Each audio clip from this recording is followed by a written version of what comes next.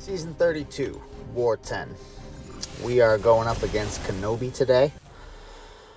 I took path 4 in section 1. It was just an empty path. My first fight is this Powersnack Maw. And then in section 2, I will be taking path 8. And then in section 3, I will have a Mangog Mini on node 54. So my strategy for this Maw is I'm going to dash back in Dex when he comes in to pause my debuffs, and then I am going to parry his first light.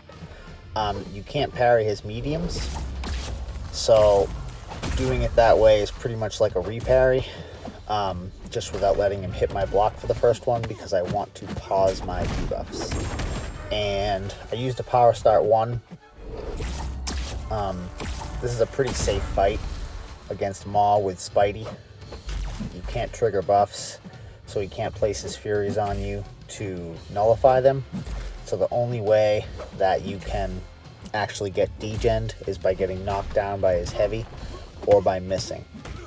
So I tried keeping his focus off, but he ends up building it there, and so I just wait out the falter. Right there, that was a late heavy. I thought he was going to throw 2 mediums. Luckily he dexed it and didn't punish me. So just keep refreshing the debuffs. Now backup recovery triggers there, and that's what you want them on him for, so that he doesn't gain a burst of power. I didn't want him getting to a special 2. Drop my SP2 there, and now he isn't focused at the moment, but he's going to get it back soon. So you got to pay attention to that, and I see that it's coming up, so I back off. I let it trigger. I just pause my debuffs in the process while I'm waiting it out. Wait for my opening. I'm going to drop a last parry here, and that's a wrap. So that was my only fight last night to open up the Mixmaster Mini. And then today during my day, I made my way into section 2. Yesterday, we were discussing how to approach my section 2 fights. We were thinking originally to have me bring Mr. F as my third, along with Anti-Venom and Spidey. I have a Nimrod on Rich Get Richer, and a Mangog that I could use the Mr. F pre-fights for.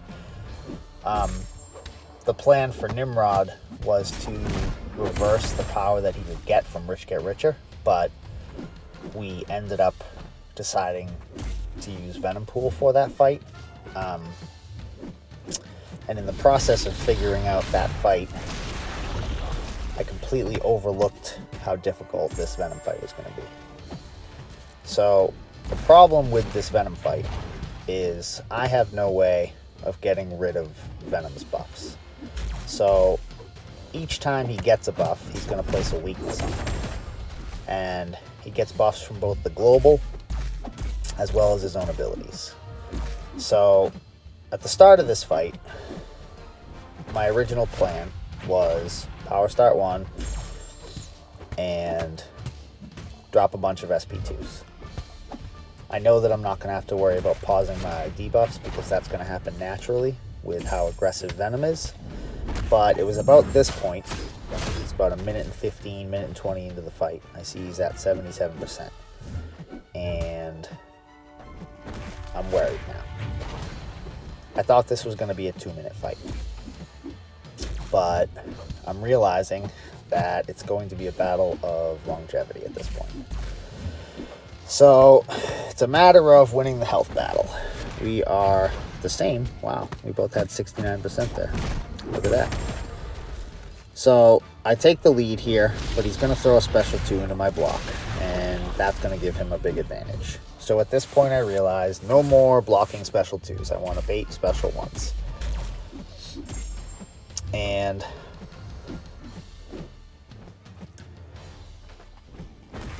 I think around the 2:45 mark, because for some reason they changed the timers to 5.5 minutes.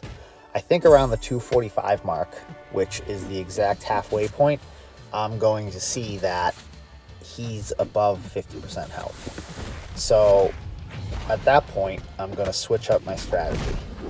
Now, I was throwing special 2s, but in the process of building up to them, with all of the weakness that I was getting, my damage was very gimped along the way.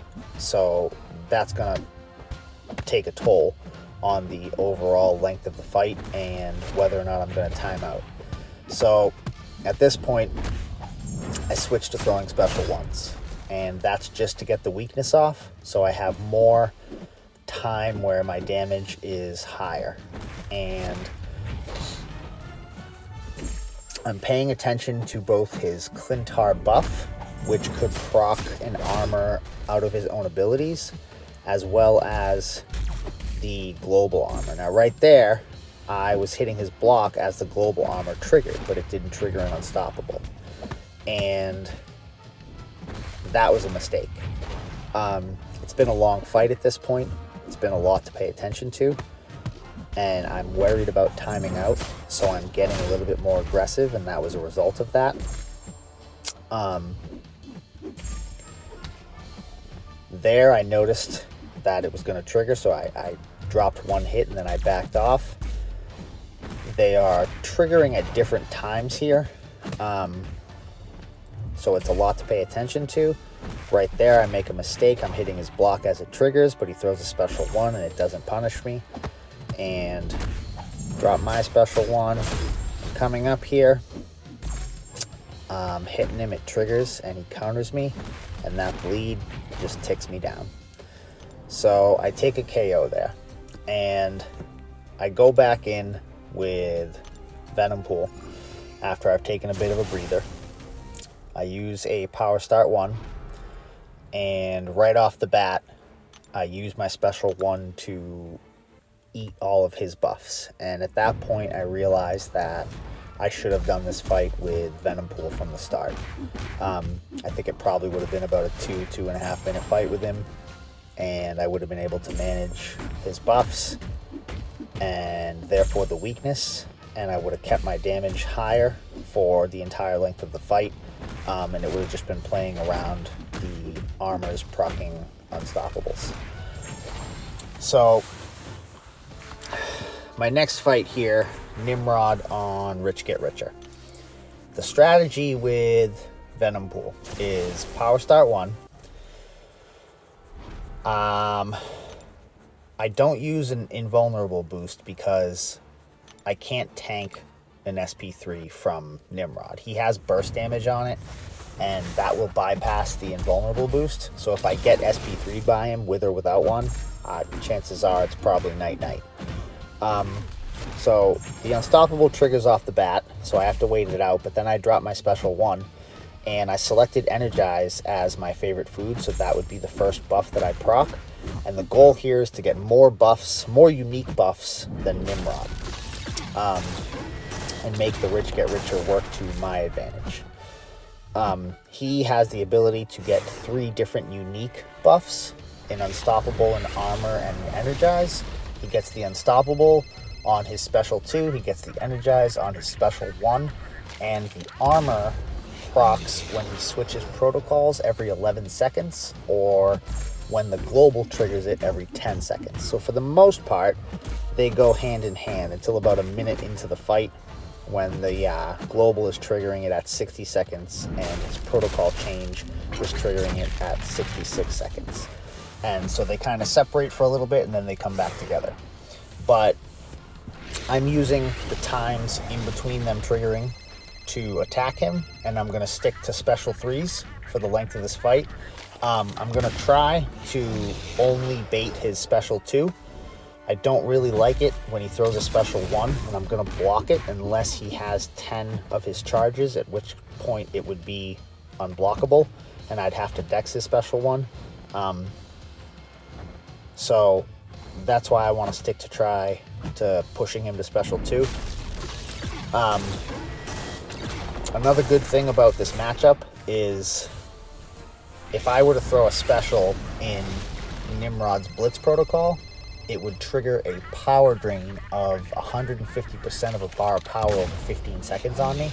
But Venom Pool is immune to that against tech champions. And then also, if I were to get hit by his special 2, normally Nimrod would trigger a passive shock, but Venom Pool is immune to shock effects against tech champions.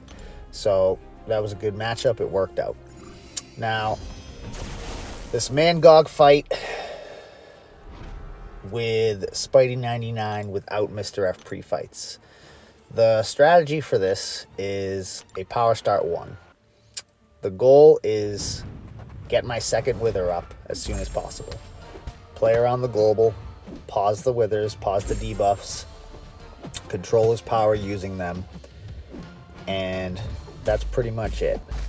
When he reaches 10 stacks of hatred and he throws a special, he's going to get an unstoppable from his own abilities.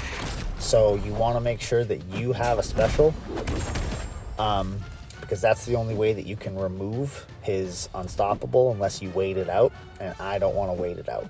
So if you hit him with a special while he has that unstoppable, it removes it. So right here he gets it. He has 10 stacks of hatred.